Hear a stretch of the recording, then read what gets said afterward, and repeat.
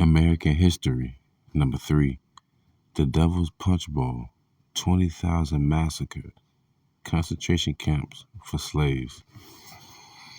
I want to give all honor, glory, and praises to the Most High YAHAWAH and His only begotten Son, YAHAWASHI. Double honors to the elders at Great Millstone who rule well. Sing honors to the elect. Peace and blessings to the 1/3 and to the confusion faces in the four corners of the earth. Shalom. I'm making this video as a part of a series of what made America great. And during the time, America was great in the eyes of the so-called white man, woman, and child.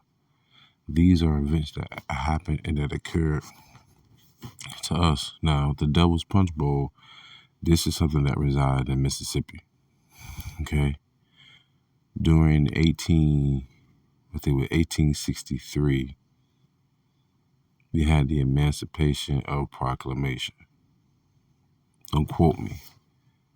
And this was signed by Abraham Lincoln. And this was to weaken the rebellious states in the South, right? The Confederacy, by what? Freeing the slaves. Freeing the Israelites. And in addition to freeing us, a lot of our people made an influx in Mississippi to a certain town, city. And because of the influx, they end up putting us into concentration camps. And as the time went on, even though we was technically free because of the Emancipation Proclamation, they end up slaughtering us, a great slaughter of over 20,000 Israelites. And this is a part of your history. All right? Now notice though, even though we was free, what they did, they slaughtered us. And this is Sirach chapter 12 verse 10, Ecclesiasticus chapter 12 verse 10. Never trust thine enemy, for like as iron rusteth, so is his wickedness. And a lot of, the South is the South, but in Mississippi and Louisiana, there's this lingering aura of just like some eerie, a lot of evil, a lot of treachery. You know, you can just feel it in the air. I've never been there, but just I could see it on the face of the people sometimes. But, we've seen it on TV, seen it on the news and things like that. But I just sensed that. So anyway, let's get to the article from 1956 magazine.ua.edu. I've been trying to research on Tiana Tate. I have no idea who she is, but this collective information is valid nonetheless. So here we go. Tiana Tate, I think she's the editor. So I want to get straight to the point though. All right. In the foothills of Mississippi, the trees grow heavy with uneaten peaches. Tales have hunted the grounds of the Devil's Punch Bowl for decades, from pirates to planes crashing. While the lands may not be filled with treasure, they are haunted by the history of genocide, terror, and past filled with hatred for Black Americans that cannot be ignored. I read another article where it said, in the foothills of Mississippi, the trees grow heavy with uneaten peaches. And it goes on to speak about how those peaches are fertilized by the bodies of the dead men and women who were freedmen. And it makes sense. It says these heavily fruited trees of peaches that are uneaten. So it's kind of like, in a sense, people don't even eat. I'm not saying this, but it's like don't even eat the peaches there because of the history. I don't know, but the way they said uneaten is like no one picks from those trees because of their history. But anyhow, keep going. So the African American Registry, and remember, you had to understand what ESAU was doing, the labeling of who was African and who was Black and Negro. The only reason why they had the white social structure white is because they had indentured servants, pretty much criminals from Ireland and all these other European states, where they say, okay, you're not one of us, so we're going to have the term white people from the settlers and black people from the other white folks that came in. So whitewood is a social construct that was created in Virginia in like the early 1600s. Was it 1617 or something like that? Okay. But anyways, the African American Registry on December 13, 2020 asserts the Devil's Punch Bowl massacre took place in Natchez, Mississippi in 1860s. The camp was located at the bottom of a cavernous pit with trees located on the bluffs above, in which 20,000 formerly enslaved Black Americans, Israelites, were placed in a concentration camp and later killed. Now, let's understand the context of this all. Abraham Lincoln signed the Freedmen's Bureau Act on March 3, 1865. During the Civil War, this act established a federal agency, the Freedmen's Bureau, to assist newly freed African Americans and refugees in the South with food, shelter, clothing, and education. The Emancipation Proclamation, also signed by Lincoln, declared the freedom of enslaved people in Confederate states on January 1st, 1863. Civil War had nothing to do with freeing us. Understand? He actually used that. He actually created the Emancipation Proclamation because they wanted to make everyone a how should I put it, a corporate slave. They wanted to abolish slavery in the South because they wanted to tax everybody pretty much. So first came the Emancipation Proclamation. You think all them Edomites in the South, them white folks in the South, them rednecks in the South, they said, all right, man, y'all free. We're going to just let y'all go. All right, we sorry. No, they said, okay, we can let you free, but that don't mean that we like you. So that's what happened. Emancipation Proclamation allowed us to be quote unquote free. And then the Freedmen Bureau Act, which is what Tariq Nasheed talks about a lot, is pretty much about how people who are descended from slaves can trace back their lineage and receive reparations, which they're trying to fight for now. But it's a lot of information that goes to show you how Esau's a damn lie. The Civil War had nothing to do with freeing us. It was also, the Emancipation Proclamation was a tactical move by Abraham Lincoln to gain ground on the rebellion states, the Confederate states, against the North. Okay. Now also, I want to show something. This is a quote himself from Abraham Lincoln. Without the military help of the black freedmen, the war against the South could not have been won. So how the y'all claiming y'all fought for our freedom? Well, if it was not for us, we wouldn't have freed our damn selves. History is very vast, but also is very important to get an understanding to kill these lies these devils be telling, man. Okay, to kill these lies. But let's get back to the article. Okay, I ain't gonna be long, but you just have to understand it was a great slaughter to our people, and they never freed us. But this is MAGA. This is when America was great, y'all. Okay. So let's get to it. As formally, listen, y'all, this happened in like a 2-year span when the Emancipation Proclamation dropped 63, then the Freedmen Bureau Act dropped 65. That was after we helped them win the war, right? But this atrocity did happen in the Devil's Punch Bowl. As formerly enslaved black Americans made their way to freedom, the town of Natchez quickly went from a small town to an overpopulated metropolis. In order to deal with the population influx, a concentration camp was established by soldiers that essentially eradicated the formerly enslaved people.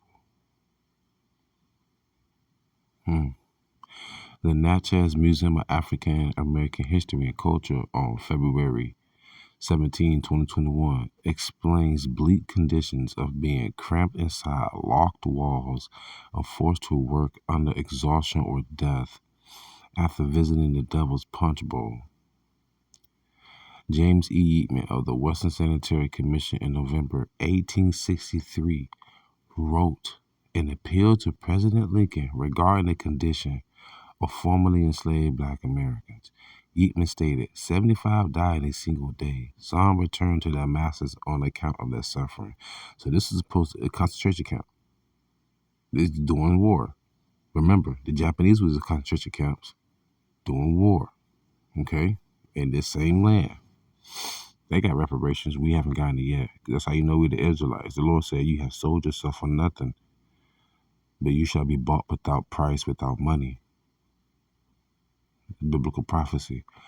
But like I said right here, after visiting the Devil's Punchbowl, James E. Yeat of the Western Sanitation Commission, he wrote an appeal to President Lincoln. But anyhow, keep going.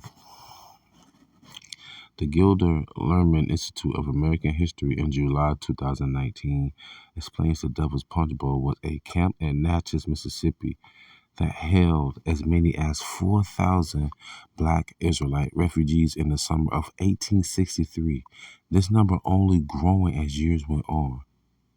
The aforementioned African American registry estimates that over 20,000 freedmen and freedmen women were killed and murdered in 1 year inside of this American concentration camp.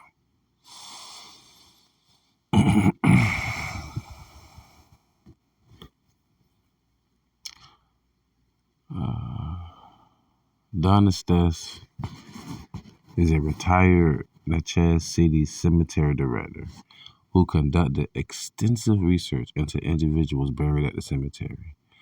Estes said that during his studies, he learned that women and children were all but left to die in the 3 punch bowls. And what's so heavy, you got to understand, Esau is not a fighter, someone who fights you directly. He ruled the world by rape, rob, and murder, but his number one, how should I say, tactic is deception, deceit. It's like a serpent. You don't hear him coming, but once he bites you, it's too late. That's how Esau worked. The reason why I'm saying this because right here, Esther said that during his study, he learned that women and children were all but left to die in their 3 punch bowl. Because remember, he did extensive research on those bodies, so he's seen a lot of women and children die. Because Esau always want to target the weak. He's a fucking bastard, the weak. And through history, think about this. Jake always calm, cool, and collective. Esau do a lot of wicked things to us, talk about the men. But I noticed that a lot of times we had rebellions and uprisings is when we find out they touched one of our women.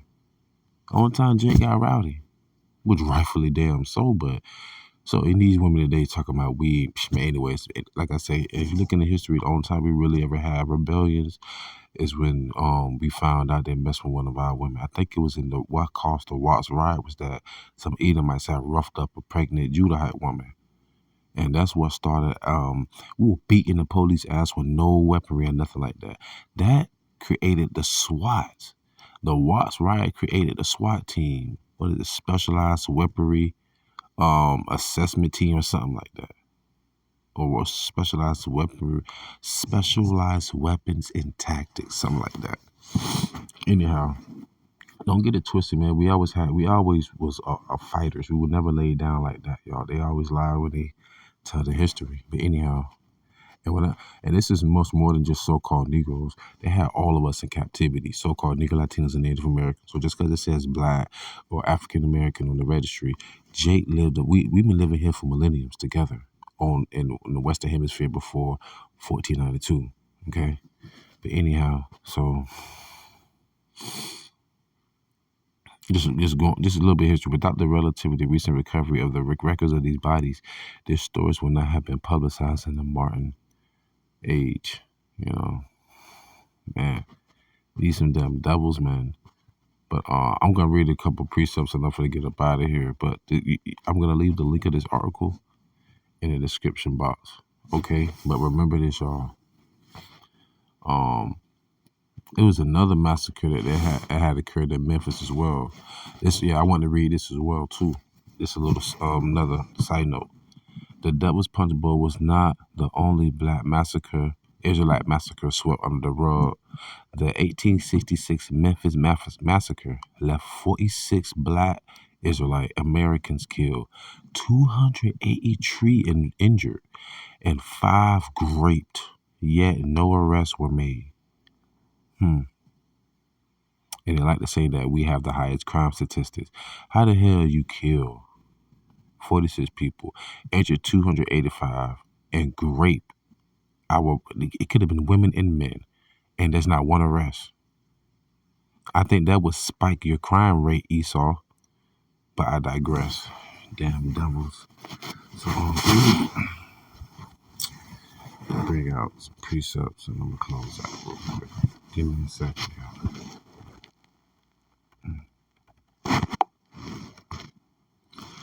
This is Ezekiel chapter 35, verse 5 through 7. Because thou hast had a perpetual hatred and hast shed the blood of the children of Israel by the force of the sword in the time of their calamity, in the time that their iniquity had an end. Y'all, that is so spiritual. That's prophetic. Listen to what it says right here. It's so heavy. In the time of their calamity, in the time that their iniquity had an end. The Emancipation and Proclamation was supposed to be the end of slavery. No more than 2 years later, they slaughtered 20,000 of us in the Devil's Punchbowl down in Mississippi.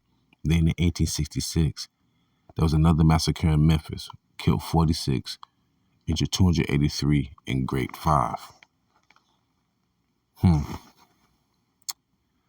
Ezekiel 35 and 6. Therefore, as I live, saith the Lord God, I will prepare thee unto blood, and blood shall pursue thee. Sith thou hast not hated blood, even blood shall pursue thee. Thus will I make Mount Seir, Esau, Edom. I will make Mount Seir most desolate, and cut off from it him that passes out, and him that returneth.